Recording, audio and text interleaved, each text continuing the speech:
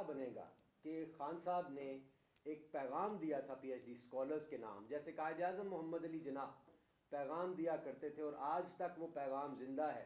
انہوں نے پاکستان بنایا اور آج حقیقی آزادی کی جد و جہد ہمارے جو قائد ثانی عمران خان صاحب کر رہے ہیں وہ بھی یقیناً ہسٹری میں یاد رکھی جائے گی. تو میں خان صاحب کو دعوت دوں گا کہ اپنے خطاب کا آغاز کریں. بسم اللہ. اوور ٹو خان صاحب. جی بسم اللہ الرحمن الرحیم. ایاک نعبد و ایاک نستعین. میں سب سے پہلے تو بابر آپ کا شکریہ ادا کرتا ہوں کہ آپ نے مجھے موقع دیا کہ ہمارے جو ملک کے تھاٹ لیڈرز ہیں، پی ایچ ڈی کا مطلب کہ جو اس ملک کی انٹلیکچول کریم ہے، اس سے بات کرنے کا مجھے موقع دیا. دیکھیں میں کوئی نہ دینی اسکالر ہوں، صرف ایک طالب علم ہوں تاریخ کا بھی، اور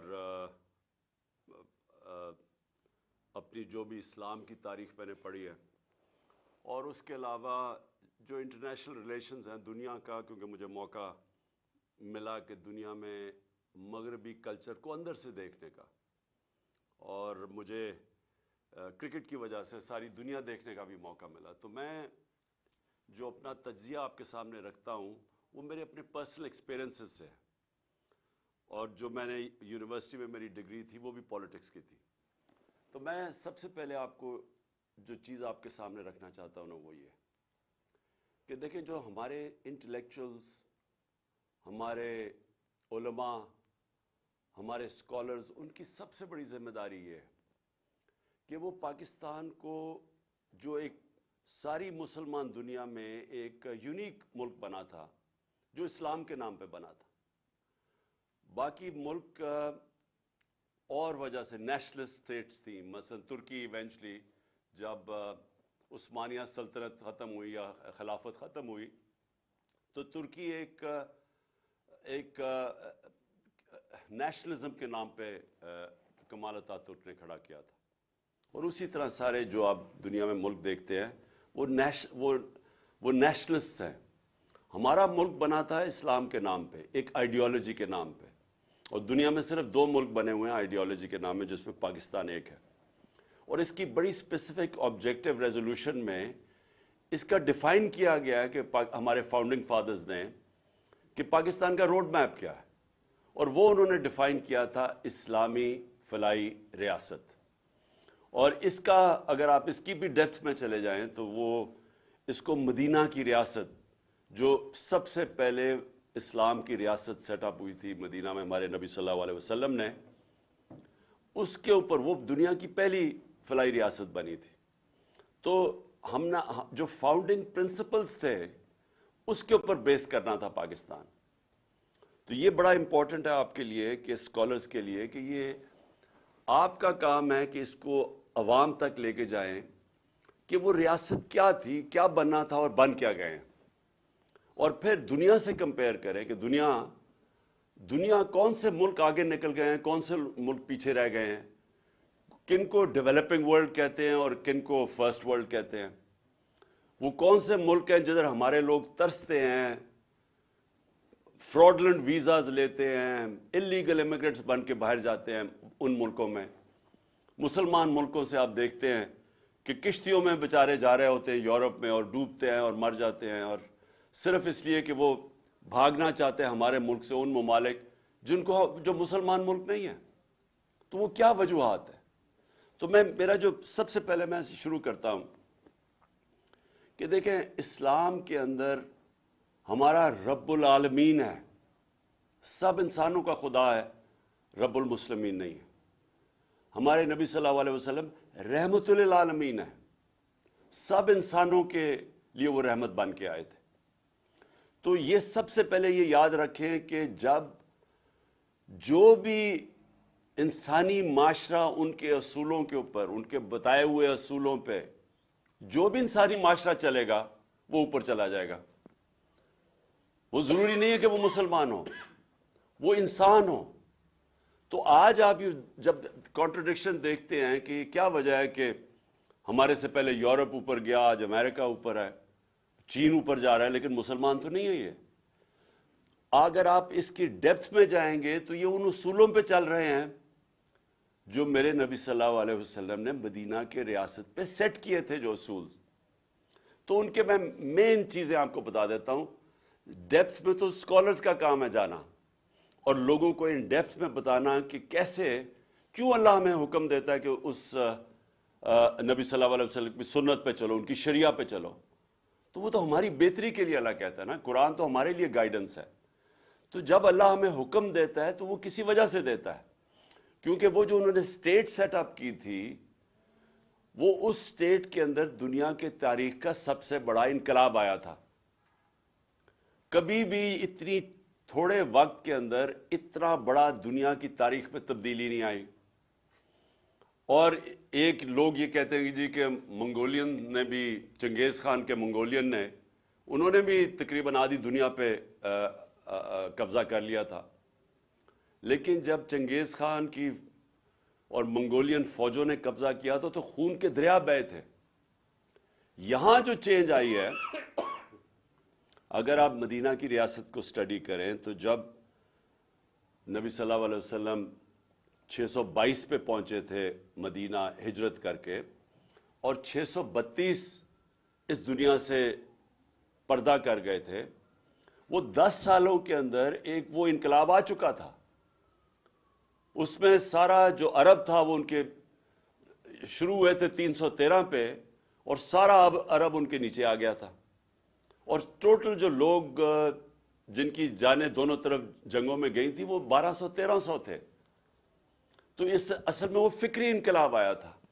انہوں نے ذہن چینج کر دیے اور وہ لوگوں کو تبدیل کر دیا.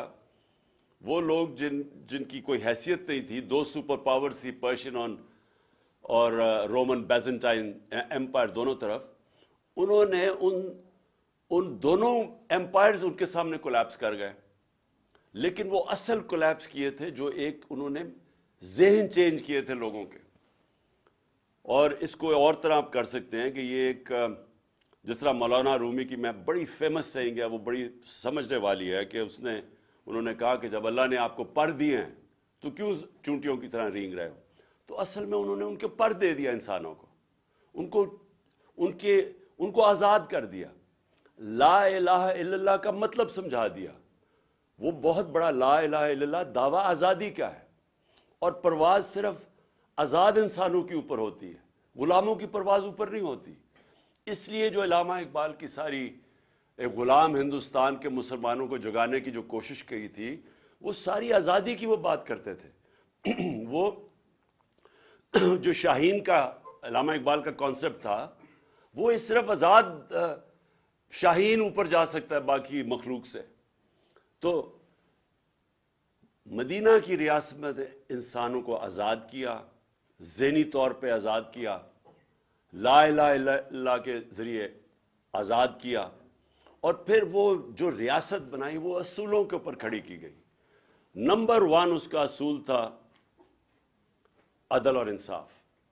یہ یاد رکھیں کہ یہ سب سے بڑا, قرآن میں بار بار انصاف کے اوپر ایمفسس اس لیے آتا ہے کہ انسان کے معاشرے میں اور جانوروں کے معاشرے میں سب سے بڑا فرق ہوتا ہے انصاف. جانوروں کے معاشرے میں مائٹ از رائٹ ہوتا ہے, انسانوں کے راستے میں انصاف ہوتا ہے, طاقتور اور کمزور ایک برابر ہو جاتے ہیں. اور یہ سب سے بڑی چیز مدینہ کی ریاست میں انہوں نے سیٹ کی, عدل اور انصاف. حضرت ابو بکر جب خلیفہ بنے, ان کا پہلا مشن سٹیٹمنٹ تھی کہ میں طاقتور اور کمزور کو ایک برابر کروں گا قانون کے سامنے. اس کے بعد حضرت عمر کی مشن سٹیٹمنٹ یہی تھی کہ میں طاقتور کو قانون کے نیچے لے کے آؤں گا, اور پھر حضرت علی کی بھی مشن سٹیٹمنٹ یہ تھی. تو بیسکلی جب آپ انصاف قائم کرتے ہیں ایک معاشرے میں, آپ لوگوں کو آزاد کر دیتے ہیں. جب آپ لوگوں کے فنڈامنٹل رائٹس کی حفاظت کرتے ہیں, ایک معاشرہ جب ان کو پروٹیکٹ کرتا ہے تو وہ معاشرہ اس قوم کے پوٹینشل کو ریلیز کر دیتا ہے, اس کی پرواز اوپر کر دیتا ہے, ان کو پر دے دیتا ہے انسانوں کو. کبھی بھی غلام انسانوں نے کوئی بڑے کام نہیں کیا آج تک. اور غلامی صرف یہ نہیں ہوتی کہ فزیکل غلامی ہوتی ہے, ذہنی غلامی اس سے زیادہ خوفناک ہوتی ہے. اور وہ جو کلونیلزم کا جو سب سے بڑا امپیکٹ پڑتا ہے وہ ہمیں ذہنی غلام بنا دیتا ہے دوسرے کلچر کی.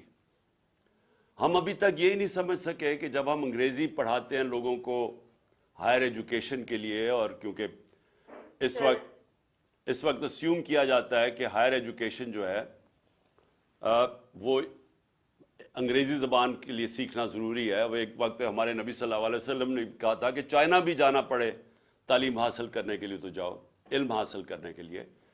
تو وہاں تک تو ٹھیک ہے، لیکن اس کے انگریزی کی وجہ سے ایک دوسرے کلچر کا غلام بن جانا یہ بڑی خطرناک چیز ہے. کیونکہ غلام پھر اچھے غلام ہی بنتے ہیں، ان کے اندر اوریجنل تھنکنگ ختم ہو جاتی ہے، اوریجنل تھاٹ ختم ہو جاتا ہے، انوویشن، انوینشنز جس کی وجہ سے معاشرے آگے بڑھتے ہیں وہ ختم ہو جاتے ہیں. کیونکہ وہ بس صرف باہر سے نالج کو اڈاپٹ ہی کرتے رہتے ہیں، وہ اپنی پھر نالج پروڈیوس نہیں کرتے. اور یہی جب آپ مسلمانوں کی تاریخ دیکھیں تو جو ایک دم وہ سویلائزیشن اوپر گیا تھا اس کے پیچھے پورا ایک انٹلیکچوئل، پورا ایک تھنک ٹینکس بنے تھے جو بغداد کے اندر بیت الحکمہ قائم کیا تھا ہارون الرشید نے اور مامون الرشید نے. وہ جو ساری دنیا سے انہوں نے کتابوں کی ٹرانسلیشنز کی تھی وہاں، اس میں بڑے بڑے اسکالرز نکلے تھے. مسلمانوں نے دنیا کے اندر سائنس میں لیڈ کیا تھا، ٹاپ اسکالرز مسلمان تھے. اس کی وجہ تھی کہ ان کی باقاعدہ ایک علم سیکھنے کو انہوں نے ایک سیکرڈ ڈیوٹی بنا دیا کہ آپ اگر عبادت کا درجہ دے دیا تعلیم کی حاصل کرنے کا. اور پھر اوریجنل تھنکنگ آئی جب انہوں نے ٹرانسلیٹ ایرسٹوٹل کے اور گریک اسکالرز کی انہوں نے جب کتابیں ٹرانسلیٹ کی عربی میں، اور پھر اپنی اس کے اوپر تبصرے کر کے ان کو اس تھاٹ پروسیس کو آگے لے کے گئے. تو اس وقت ہمارا مسئلہ یہ ہے، اور یہ مسلمان دنیا کا، کہ کلونیلزم کی وجہ سے ابھی تک ہم اس ذہنی غلامی سے نہیں نکل سکے. ہم ابھی تک جو انگریزی بہتر بول لیتا ہے اس کو ہم ایک بڑا سٹیٹس دے دیتے ہیں معاشرے میں. ہم یہ ریئلائز نہیں کرتے کہ یہ تو صرف مینز ٹو این اینڈ ہونا چاہیے، یہ تو صرف ایک یہ طریقہ ہونا چاہیے باہر کی نالج ایکوائر کر کے اور پھر اپنا تھاٹ پروسیس ڈیولپ کرنے کا. اور اسی لیے ابھی تک ہم کہ کیا ہونا چاہیے تھا پاکستان کو، ہم یہی نہیں سمجھ سکے کہ اس کی بڑی ایک عظیم خواب تھا، مشن سٹیٹمنٹ تھی، اسلامی فلاحی ریاست، بیسکلی مدینہ کی ریاست کے اصولوں پہ کھڑا ہونا. تو آج آپ یہ دیکھ لیں کہ جو نمبر 1 پرنسپل تھا عدل اور انصاف، جس کو اس کو انگریزی میں رول آف لا کہتے ہیں، آج آپ دیکھ لیں کہ مسلمان دنیا کے کیا حالات ہیں رول آف لا کے انڈیکس میں. اور آپ دوسری طرف دیکھ لیں کہ مغربی ریاستیں جو مسلمان نہیں ہیں ان کے رول آف لا کے انڈیکس میں وہ کدھر ہیں.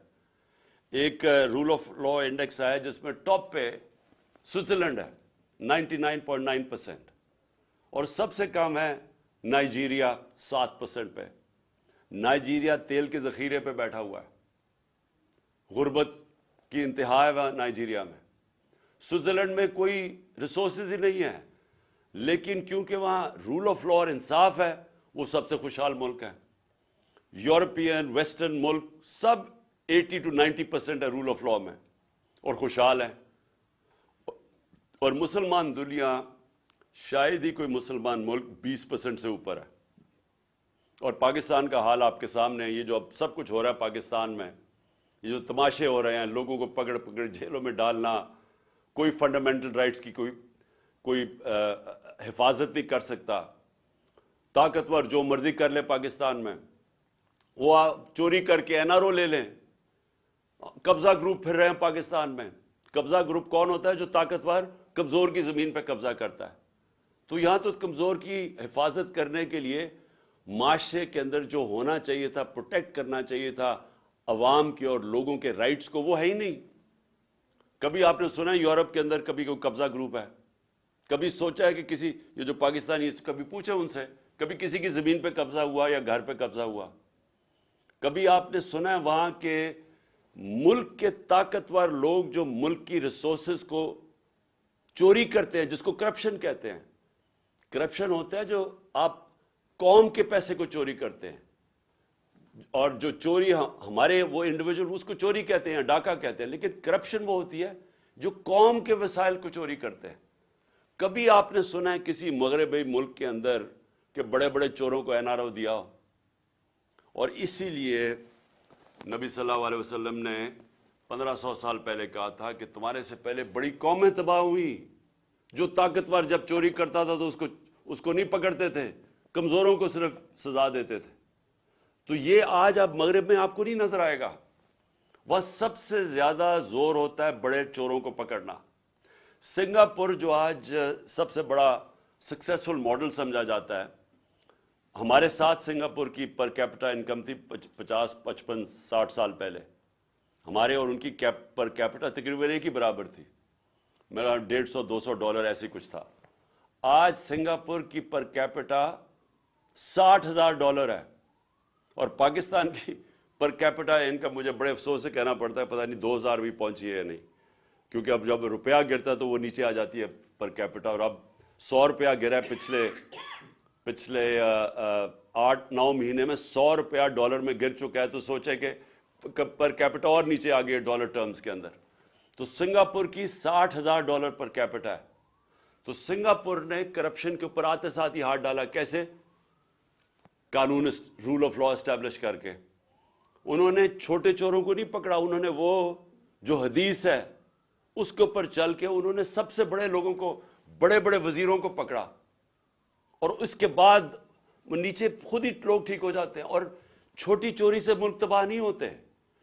جو بڑے بڑے وزیر اعظم، منسٹرز، جب آپ کے صاحب اقتدار، صاحب حیثیت جب وہ چوری کرتے ہیں تب ملک ختم ہوتا ہے. چائنا نے جو سب سے تیزی سے ترقی کر رہا ہے، 450 تقریباً 450 وزیروں کو انہوں نے سزائیں دی ہیں پچھلے 7 سال میں. تو کوئی بھی ملک جب تک انصاف قائم نہیں کرتا وہاں خوشحالی نہیں آتی. جب تک رول آف لا نہیں ہے ڈیموکریسی نہیں آتی. ڈیموکریسی آپ جب رول آف لا کا مطلب ہی ڈیموکریسی ہے. ڈیموکریسی ہوتی وہ ہے جو قانون کے سامنے سب کو ایک برابر کر دیتی. تو جب آپ کے ملک میں رول آف لا نہ ہو ڈیموکریسی نہیں آتی. اب یہ تماشا دیکھ لیں پاکستان میں، آئین کہتا ہے کہ 90 دن کے اندر الیکشنز ہونے ہیں. وہ سارے مل کے کہہ رہے ہیں کہ نہیں جی 90 دن میں الیکشن نہیں، اور بہانے مار رہے ہیں کہ کوئی جی پتہ نہیں پیسے نہیں ہیں. پیسے نہیں ہیں. سوچے کہتے ہیں پیسے نہیں ہیں الیکشن کروانے کے لیے. یہ تو ڈائریکٹ یہ بھی آئین کی کانٹروینشن ہے. سو ہمارے ملک کے اندر جب تک ہم رول آف لا اسٹیبلش نہیں کرتے، جو میں نے 26 سال پہلے اپنی تحریک شروع کی تھی، انصاف کی تحریک، مینز رول آف لا، تو یہ تو نمبر 1 چیز تھی مدینہ کی ریاست میں. خوشحالی بعد میں آئی، پہلے عدل اور انصاف آیا. دوسری چیز اتنی بڑی ہے ساورنٹی. دیکھیں ایک لا الہ الا اللہ کا دعویٰ یہ ہوتا ہے کہ میں آزاد ہوں، میرا ملک آزاد ہے. یہ نہیں ہو سکتا کہ آپ اتنا بڑا دعویٰ کرتے ہیں اور آپ کا ملک غلامی کرے، کبھی کسی سپر پاور کی، کبھی کسی کے سامنے ہاتھ پھیلائے. یہ بالکل لا الہ الا اللہ کی کانٹروینشن ہے. ایک سٹیٹ کی ساورنٹی جب وہ سبجوگیٹ کر دیتی ہے اپنی ساورنٹی. اچھا اس کو بھی اور ڈیفائن کر دیں کہ جب ہم کہتے ہیں انڈیپینڈنٹ فارن پالیسی، اس کا کیا مطلب ہے؟ انڈیپینڈنٹ فارن پالیسی کا مطلب یہ ہوتا ہے کہ ایک ملک کی فارن پالیسی بنتی ہے اپنے لوگوں کے مفادات کی تحفظ دینے کے لیے. ہم اپنے ملک کے فائدے کے لیے فارن پالیسی بناتے ہیں اپنے لوگوں کے، جس کو نیشنل انٹرسٹ کہتے ہیں. اب ہمارے ملک میں یہ تو بنتا بھی ایسے رہا، ہم نے اپنے ملک کو قربان کیا اور لوگوں کی فارن پالیسی کے انٹرسٹ کے لیے. ہم نے وار آن ٹیرر میں حصہ لے لیا اور اپنے 80,000 لوگ مروا دیے تھوڑے سے ڈالرز کے لیے، اور صرف امریکہ کو خوش کرنے کے لیے. اس کا نتیجہ کیا ہوا؟ نہ امریکہ خوش ہوا، اپنے لوگوں کی تباہی کر دی، اور چھوٹی سی ایلیٹ جو اوپر بیٹھی ہوئی اس کا فائدہ ہو گیا. باقی عوام میں 80,000 لوگوں کو، یعنی سارا اپنا قبائلی علاقہ اس کو اجاڑ کے رکھ دیا. پختونخوا کے صوبہ کے اندر تباہی آئی، لیکن فائدہ تو صرف تھوڑے سے لوگ جو اوپر بیٹھے ہوئے تھے. تو جب ایک فارن پالیسی آپ کی بنتی ہے کسی اور کے انٹرسٹ کو سرو کرنے کے لیے، آپ آزاد نہیں ہوتے. اب روس، میں مثال دیتا ہوں، ہم نے روس سے کیوں اچھے تعلقات کرنے کی کوشش کی؟ ہم نے اس لیے کیے کہ ہمیں روس سے دو چیزیں چاہیے تھی. ایک، ہمیں ان سے گندم چاہیے، ان سے ہماری کوشش تھی ان سے سستی گندم لیں، کیونکہ پاکستان کو 20 لاکھ ٹن کمی تھی جب ہمارا دور تھا گندم کی. اب اس سے بھی زیادہ مجھے لگتا ہے گیپ ہے. مجھے نہیں لگ رہا کہ ہمارا اس وقت جو بھی سیلاب آیا اس کی وجہ سے، میں نہیں سمجھتا کہ ہماری وہ گندم کی پروڈکشن ہوگی، وہ کم ہو جائے گی. اور پھر ایک دم دنیا میں تیل اوپر چلا گیا، اور جب روس اور یوکرین کی یہ لڑائی ہوئی تو اس سے اور تیل اور اوپر چلا گیا. تو میں جب گیا، ہم طے کر کے آ گئے تھے، میں نے صدر پوٹن سے طے کر لیا تھا کہ جس طرح ہندوستان کو سستا تیل دے رہے ہیں، ہمیں بھی وہ سستا تیل دیں. یہاں واپس آئے تو یہاں جناب ہمارا آرمی چیف کہتا کہ نہیں، کنڈیم کرو روس کو کیونکہ انہوں نے یوکرین میں انویڈ کر دیا. ہم نے ان کو سمجھا، اس کو میں نے بتایا کہ ہندوستان تو نہیں کنڈیم کر رہا، امریکہ کا وہ اسٹریٹجک ایلائی ہے، کوڈ کا ممبر ہے، وہ تو نہیں کنڈیم کر رہا، تو ہمیں نیوٹرل رہنا چاہیے جو ہندوستان رہ رہا. ہمارے آرمی چیف نے، آپ یہ سوچیں کہ خود ایک یعنی گریڈ 22 آفیسر نے بیٹھ کے ایک سیکیورٹی کا سیمینار تھا، اس نے خود کنڈیم کر دیا روس کو. ہم ان سے سستا تیل لے رہے ہیں، اس نے کنڈیم کر دیا، اور امریکہ کو خوش کرنے کے لیے. اب اس سے نتیجہ کیا ہوا؟ ہندوستان کا جو مہنگائی تھی، انفلیشن تھی، وہ کوئی 7.5% تھی. دنیا میں تیل اوپر گیا کیونکہ لڑائی جب ہوتی رہی تھوڑا اور اوپر چلا گیا. ہندوستان کی انفلیشن 7.5% سے 5.5% پہ آ گئی. پاکستان کی انفلیشن 12% تھی، ہماری 12% سے انفلیشن 30% پہ چلی گئی، کیونکہ ہم مہنگا تیل لے رہے تھے، تیل کی قیمت اوپر چلی گئی. اب نقصان کس کو ہوا؟ پاکستانی عوام کو. میں یہ کوئی اپنی ذات کے لیے تو نہیں کہہ رہا تھا، میں تو اپنے لوگوں کے لیے فیصلہ کیا تھا کہ ہمیں سب سے بنانی چاہیے. ہم کسی کی لڑائی میں کیوں پڑے؟ ہمیں انٹرسٹ اپنے لوگوں کا ہونا چاہیے. یہ انڈیپینڈنٹ فارن پالیسی ہوتی ہے. لیکن جب آپ کسی اور کو خوش کرنے کے لیے اپنی فارن پالیسی بناتے ہیں اور اپنے لوگوں کو قربان کرتے ہیں، اس کا نتیجہ یہ ہوتا ہے جو آج پاکستان میں مہنگائی کی لہر ہے اور یہ بڑھتی جا رہی ہے، اور اس کا پریشر، کیونکہ آپ زیادہ پیسے دے رہے ہیں تیل کے لیے، ڈالرز آپ کے جا رہے ہیں، آپ کے ڈالر ریزروز پہ فرق پڑ گیا. آج پاکستان کی تاریخ میں کبھی بھی اتنے کم ڈالر ریزروز نہیں جو آج ہیں، جس کے اثرات اب آپ دیکھ رہے ہیں. تو تیسری چیز ہے، اسٹیٹ کی ذمہ داری ہے اپنے کمزور طبقے کی حفاظت کرنا، جس کو فلاحی ریاست کہتے ہیں.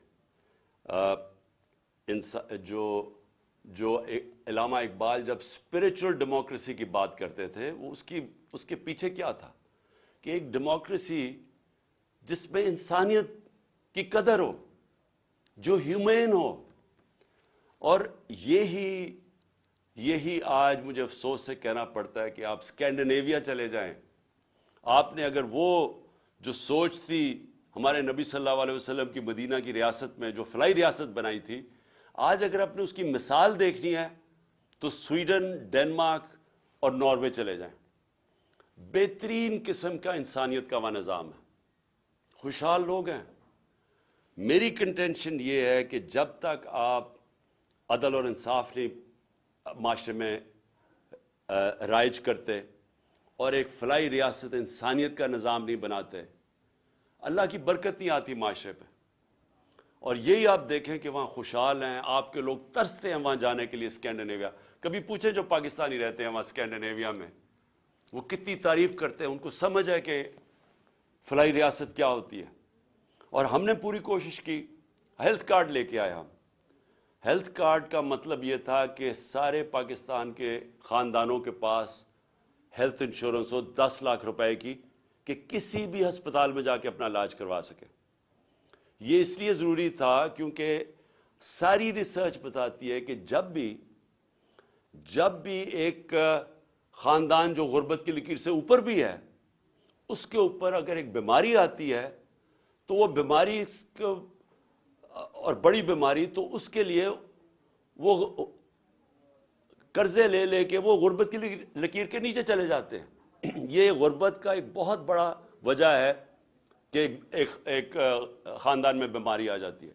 تو ہیلتھ کارڈ یہ پروٹیکشن تھی لوگوں کی۔ اس کی تعریف دنیا میں ہوئی، لانسٹ میڈیکل جرنل ہے دنیا کا، اس نے تعریف کی۔ انہوں نے کہا کہ ہمارے سے امیر ترین ملکوں کے پاس بھی اس طرح کا یونیورسل ہیلتھ کوریج نہیں ہے جو پاکستان میں ہے۔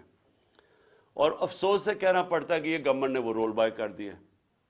اور وہ ایک ایسی چیز تھی کہ صرف یہی نہیں کہ پروٹیکشن تھی ہمارے 50% آبادی سفید پوش کے لیے بھی، کہ وہ کسی بھی یعنی پرائیویٹ ہاسپٹلز میں غریب لوگ جا کے اپنے ہارٹ کے اندر سٹینٹس ڈلوا سکتے تھے۔ پرائیویٹ ہاسپٹلز میں پہلی دفعہ پاکستان کا غریب آدمی جا کے اپنا علاج ہیلتھ کارڈ کی وجہ سے کروا رہا تھا۔ اور دوسری چیز کہ دیہاتوں کے اندر پہلی دفعہ پرائیویٹ سیکٹر ہاسپٹل بنانے کے لیے جا رہا تھا، کیونکہ ہیلتھ کارڈ کی وجہ سے اب وہ سب کچھ رک گیا۔ ہمارا جو احساس پروگرام تھا وہ دنیا نے اکنالج کیا۔ اسٹینفورڈ یونیورسٹی نے اپنی رپورٹ کی احساس پہ، اور انہوں نے کہا کہ یہ پاکستان کے اندر ہیلتھ اور ایجوکیشن کے اوپر یہ جو پیسہ خرچ کر رہے ہیں، اور اس کی وجہ سے فلاحی ریاست کی طرف پاکستان جا رہا ہے۔ تو جو بھی ملکوں کے اندر ظلم ہوتا ہے، جو قدر نہیں کرتے اپنے کمزور طبقے کے، جدھر غریب اور امیر میں فاصلے بڑھتے جاتے ہیں، جدھر غریب کی بنیادی ضروریات پوری نہیں کرتا ایک معاشرہ، میری یہ ایمان ہے کہ ان کے اوپر اللہ کی برکت نہیں آتی۔ ہمیں یہ کہا جاتا ہے کہ جی پہلا پیسہ آئے گا، پہلے قوم کے اندر پیسہ آئے گا اور پھر ہم اس قوم کے اندر فلاحی ریاست لے کے آئیں گے۔ میں یہ سمجھتا ہوں کہ یہ بالکل غلط ہے۔ پہلے آپ فلاحی ریاست لیتے ہیں، عدل اور انصاف قائم کرتے ہیں، پھر قوم میں خوشحالی آتی ہے، جو کہ مدینہ کی ریاست میں ہوا تھا۔ شروع میں تو بڑے مشکل حالات تھے مسلمانوں کے، لیکن انہوں نے آتے ساتھ ہی فلاحی ریاست اور انہوں نے عدل اور انصاف قائم کیا، اس کے بعد خوشحالی آئی۔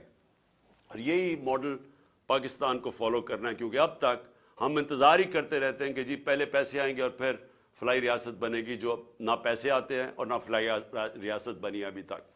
لیکن اس سے بھی پہلے عدل اور انصاف سب سے امپورٹنٹ ہے، جس کے لیے یہ جو میری ساری حقیقی آزادی کی تحریک ہے، اس کی بنیاد ہی یہ ہے کہ پاکستان میں ہمیں سب کو مل کے ایک انصاف کے نظام، رول آف لا کے لیے لڑنا چاہیے، کہ جب تک سب طاقتور طبقے قانون کے نیچے نہیں آتے، جب تک قانون طاقتور کو انصاف کے کٹہرے میں نہیں کھڑا کرتا، طاقتور مجرموں کو جب تک ان کو این آر او دیتا جائے گا، پاکستان چھوڑیں کسی بھی دنیا کے ملک کا کوئی مستقبل نہیں ہے، جدھر طاقتور کے لیے ایک قانون اور کمزور کے لیے دوسرا۔ میں پھر سے آپ سب کا شکر گزار کرتا ہوں، ابرار آپ کا بھی اور بابر آپ کا بھی، کہ آپ نے مجھے موقع دیا اپنے پاکستان کی انٹلیکچوئل ایلیٹ سے بات چیت کرنے کا۔ بہت بہت شکریہ۔